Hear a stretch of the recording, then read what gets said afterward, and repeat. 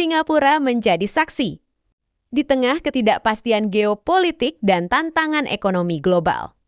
Mantan Presiden Joko Widodo melangkah ke panggung dunia. Bukan sekadar tamu, tapi sebagai anggota Dewan Penasihat Global. Di 7 tahun annual Bloomberg New Economy Forum, mata dunia tertuju. Apa yang disampaikan Jokowi?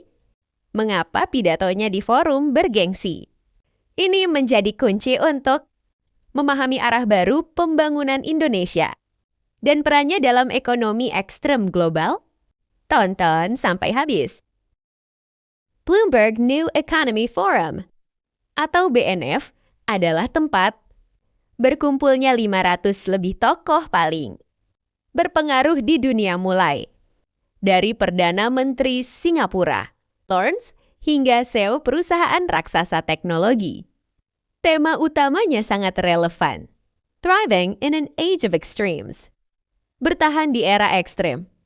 Disinilah Presiden ke-7 Indonesia, Joko Widodo, tampil bukan hanya mewakili Indonesia, tetapi juga sebagai anggota Dewan Penasihat Global BNF, sebuah posisi strategis yang menempatkan Indonesia di pusat dialog ekonomi masa depan.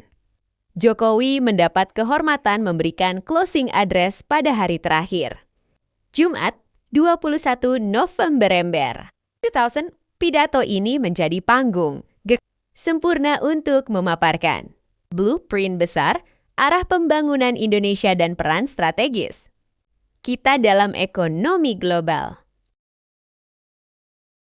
Lalu, apa inti pesan yang akan disampaikan?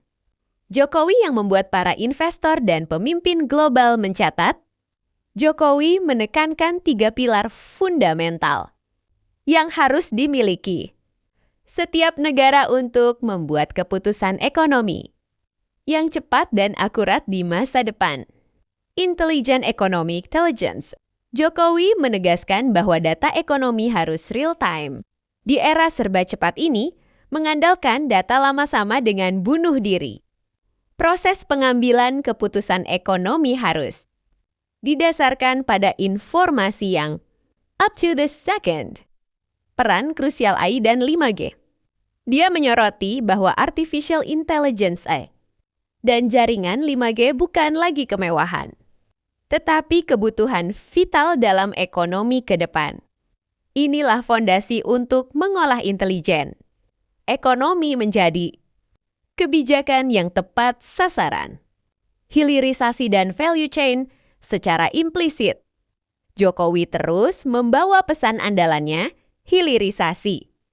Bagaimana Indonesia dengan kekayaan sumber daya alamnya? Tidak boleh lagi menjual bahan mentah. Kita harus membangun value chain domestik, mengubah nikel menjadi baterai mobil listrik, dan menciptakan ekosistem industri yang tangguh. Inilah peran nyata Indonesia sebagai pemain kunci dalam transisi energi bersih global. Pesan yang akan disampaikan pada pidato Jokowi tak lepas dari konteks global. Di tengah fragmentasi ekonomi dan polarisasi antara Amerika Serikat dan China, Indonesia menawarkan jalan tengah, kolaborasi, dan inovasi. Jokowi menyerukan agar dialog lintas non-raster ini diperkuat. Menurutnya, untuk thriving in a extremes, kita harus meninggalkan asumsi lama tentang perdagangan dan investasi, serta membangun aliansi baru yang tangguh terhadap volatilitas geopolitik. Pidato ini menegaskan bahwa Indonesia siap menjadi jembatan, siap berkontribusi pada solusi tantangan kemakmuran global, mulai dari risiko rantai pasok hingga mobilisasi modal untuk pembangunan berkelanjutan. Pidato Jokowi di BNF Singapura bukan hanya tentang Indonesia. Ini adalah pengakuan atas kekuatan dan potensi negara kita di kancah dunia. Pesan kunci sudah jelas, masa depan ekonomi adalah real time, didorong oleh AI dan diperkuat oleh hilirisasi nasional. Bagaimana menurut Anda? Apakah pesan ini akan membawa Indonesia semakin diakui sebagai raksasa ekonomi baru? Tulis komentar Anda di bawah. Jangan lupa like, share, dan subscribe untuk analisis ekonomi global lainnya.